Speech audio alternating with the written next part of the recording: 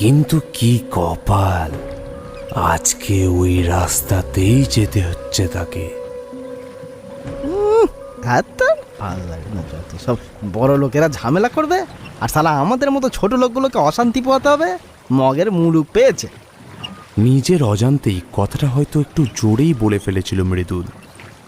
আহা মৃদুল, অত চিন্তা করে লাভ নাই।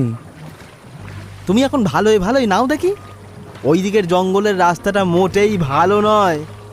কথাটা বলার সাথেই পরাণ কাকার বৃদ্ধ মুখের উপরেও যেন একটা ভয়ের ছাপ খেলে গেল। মৃদুল সেটা লণ্ঠনের টিমটিমে অন্ধকারাচ্ছন্ন আলোর মধ্যেও স্পষ্ট বুঝতে পারল। ছোট ডিঙি নৌকাটা জল কেটে কেটে ছপ ছপ শব্দ তুলে এগিয়ে চলেছে মিশমিশে অন্ধকার ভেদ